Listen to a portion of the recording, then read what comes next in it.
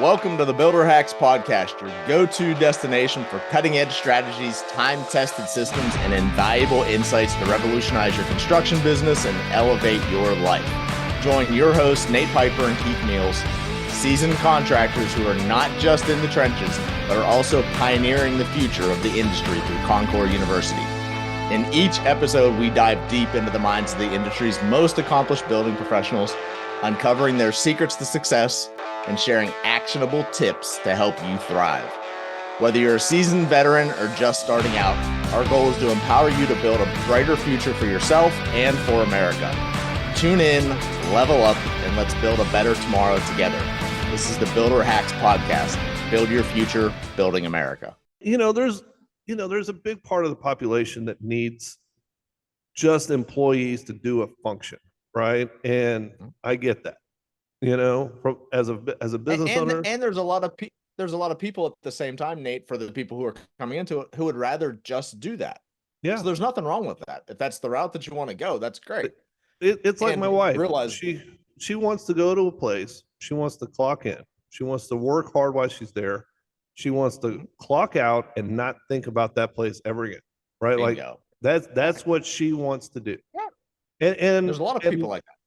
Yeah, and I understand that, right? I wish I could have that ability, but I don't, right? Like my mind won't allow me to go down that path. I'm the opposite. I bet, Nate, you're a lot like I am. Well, like I told you the story at the beginning, you're a lot like I am. That whenever you walk out, whether you had whenever I was an employee for somebody else, even when I left there, I was still thinking about it. I was still working on it. Whenever I was working for others, so I was working at home on their business that I wasn't getting paid to be doing. So that's just what I did because that's who I am. Yeah, well, you just get when you enjoy something, and you're doing something that you like doing, it's no longer like a hurdle that you have to get over. It just becomes a part of who you are. It's like you can't control it. Like I can't control all the conversations that I have inside my, like I still have conversations inside my head all the time. Every one of us does. About anybody who tells you they're not lying to you. So. They're lying, right? And I can't turn that thing off. Like that thing is constantly moving and going. And I think that's one of the reasons why I like our industry so much is that, I get to experience different forms. It's never mundane. It's never boring. It's never a every day is the same thing. It is and it isn't. Like you get up and you start your day and then something else happens and you got to adapt. And you got to change and you got to, overcome these things. But that's what I love about it. It's like I'm not doing the rinse and repeat thing every day with the same thing, And some people will think, well, that's because you own the business, Nate. So if you talk to the guys way before that. Yeah. It was like that way before that. No, I'm talking like your days aren't mundane. It's never the same thing twice because you own the business. So there's always something different coming at you. One of the things, though, if you talk to any of the guys, like even the workers, like one of the assistant plumbers or one of the laborers, their day's never the same day. Never. So if you're someone who likes that, I'm like you are doing the same thing. I couldn't go. So God bless the people who can go to a job and do the same exact thing every day, the same exact way for the same exact hours and deal with the same exact bullshit. So because that's never, ever going to happen for me, I'd go nuts. Yeah. I'm the same way you are. It's like, I cherish the fact that every day is different. So because I love to go ahead and solve challenges. So if you're a person like that, who the same thing over and over drives you crazy.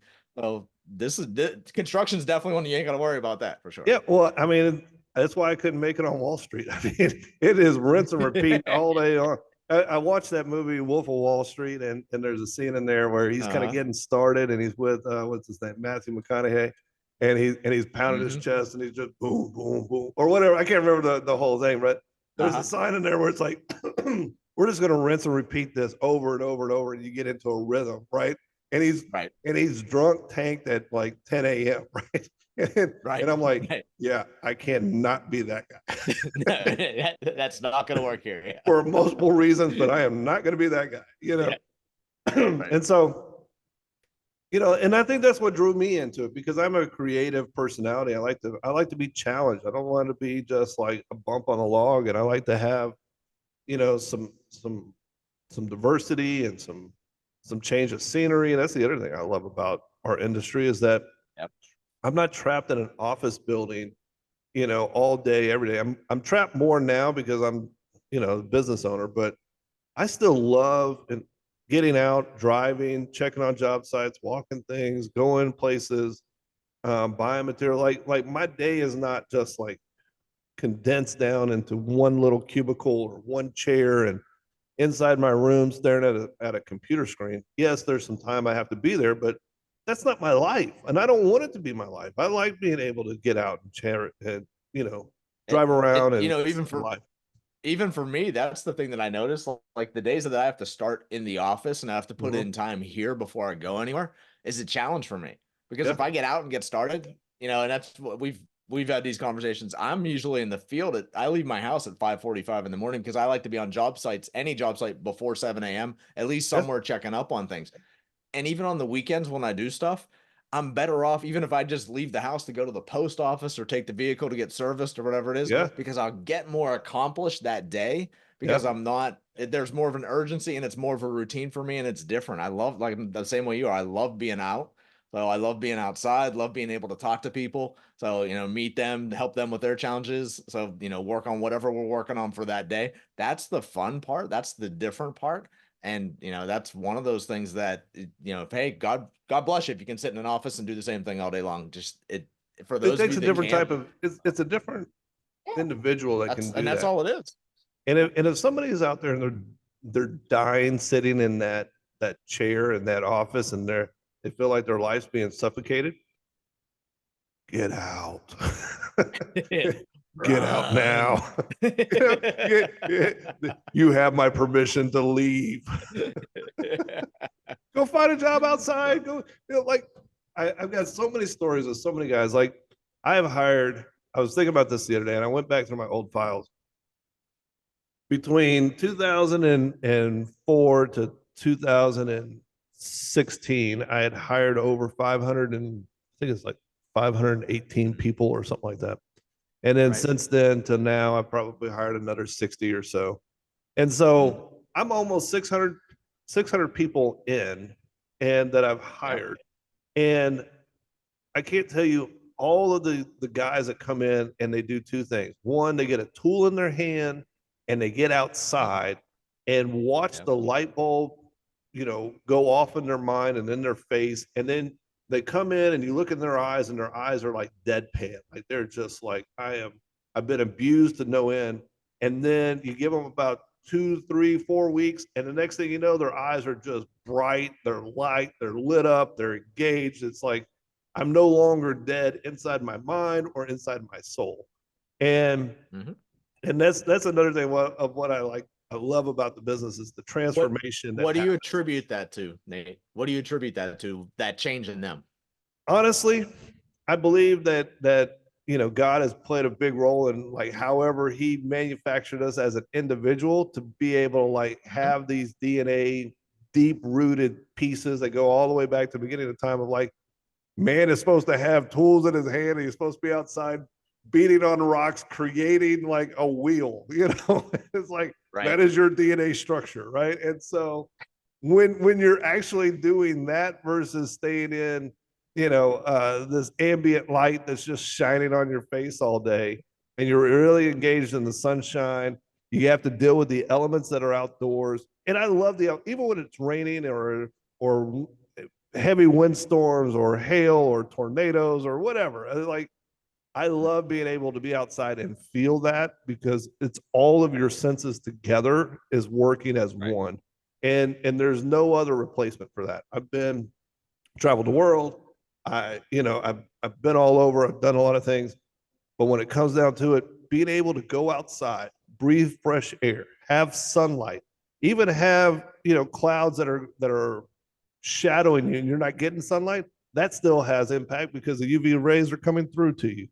Like just Mm-hmm. be able to do that and then have something and then you start to see the small wins of accomplishments. Like I changed something there. And then that's like a reinforcement inside yourself of like, I could do that. I did that. Look, check that See, I out. think I that mean, right there.